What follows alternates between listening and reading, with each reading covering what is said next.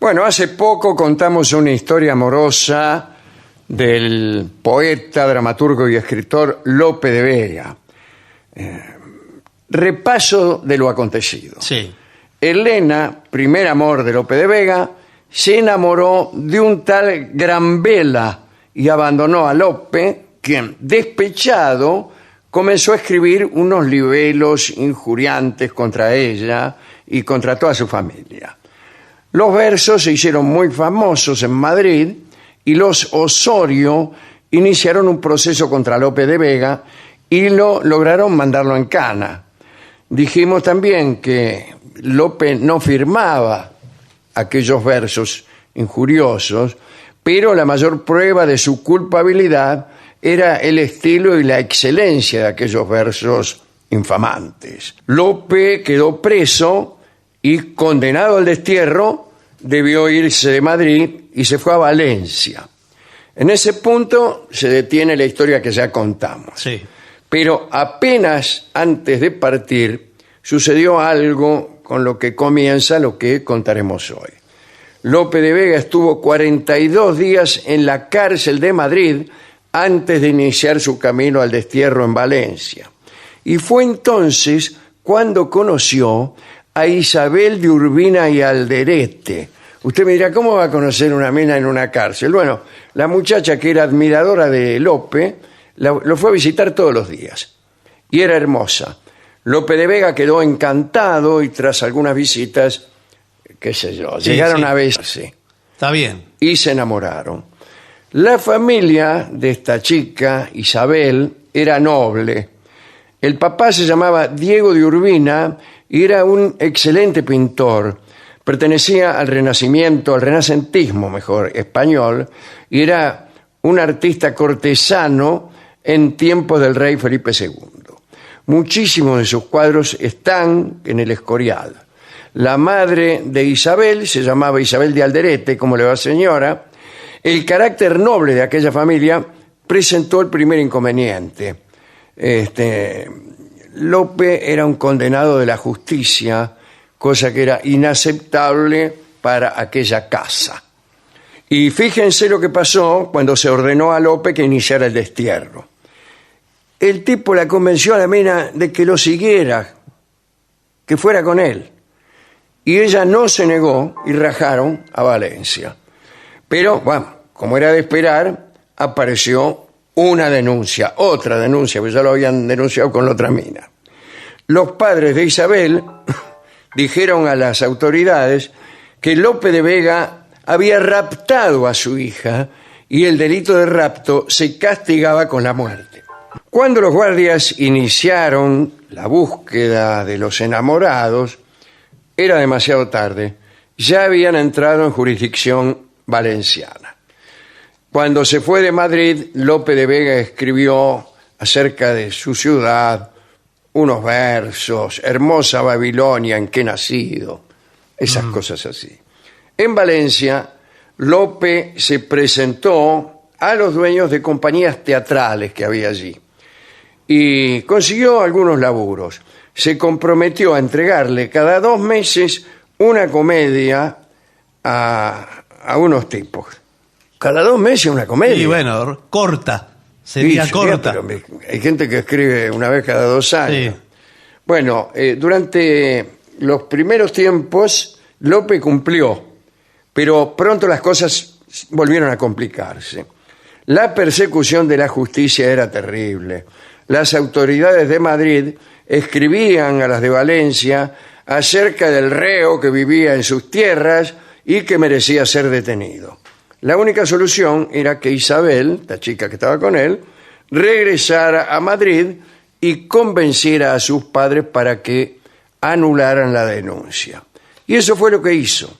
Isabel logró que sus padres dejaran de molestarlos. Allá en mayo de 1588, Isabel de Urbina y Alderete Sí, se casó con Lope de Vega. Ningún miembro de la familia acompañó a la novia. Pero aquel casamiento vino a empeorar las cosas. La verdad es que el malestar de la corte y las autoridades madrileñas continuaron y Lope en realidad quería hacer cualquier cosa para que eso se detuviera. Además de vivir tranquilo, tenía interés en poder representar sus obras en Madrid. Bueno, hizo lo siguiente. Para quedar bien, se enroló en la Armada Invencible para luchar contra los ingleses. Es mucho, es un gesto mucho. demasiado grande. Es un gesto demasiado grande Sí. y como sabemos nosotros, que conocemos el desastre de la Armada Invencible, fue un gesto absolutamente inútil, porque saben cómo fue, ¿no? La derrota de la Armada Invencible fue tremenda y fue muy mal considerada en España. Por empezar, la mitad de los hombres que se embarcaron no regresaron jamás. Según se dice, los víveres no habían sido previstos convenientemente, casi todos se pudrieron, el agua se corrompía por lo inapropiado de los recipientes. Mal alimentados, cuando se avistó la costa inglesa, llegó una tormenta que obligó a paralizar los combates. Los españoles juntaban para beber el agua de lluvia y luego los ingleses consiguieron dispersar aquella gran armada con barcos incendiarios. El barco en el que iba Lope, el San Juan, llegó a salvo al puerto irlandés de Visey. Otros buscaban refugio en otras tierras de Escocia con movimientos desesperados.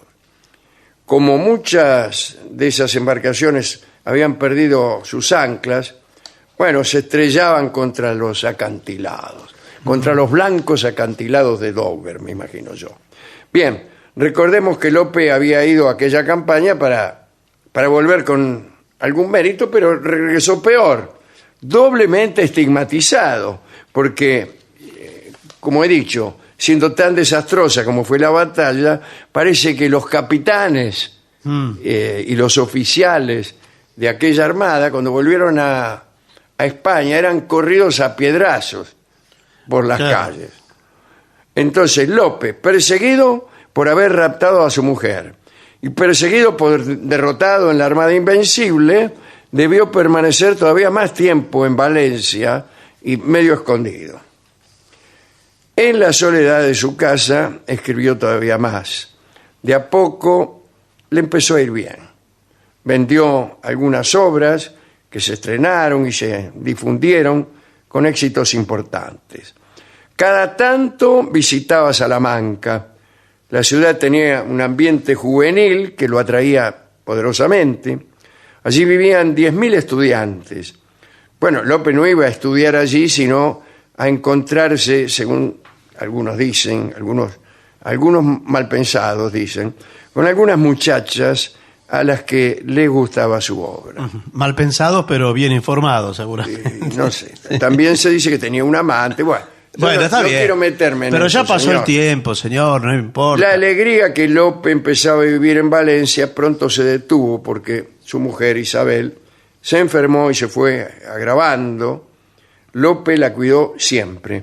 La quería muchísimo. Le había inspirado algunas obras y la beliza de sus versos era ella. Pacientemente y alejada siempre de su familia, Isabel había esperado a Lope en Valencia cuando él marchó a la guerra. Pero el 18 de septiembre de 1594, poco tiempo después de dar a luz una hija a la que bautizaron Teodora, Isabel murió. Tenía 26 años, mira vos. Teodora no tuvo mejor suerte que su madre porque murió al año. Y Lope quedó destruido, ¿no? Viudo y solo.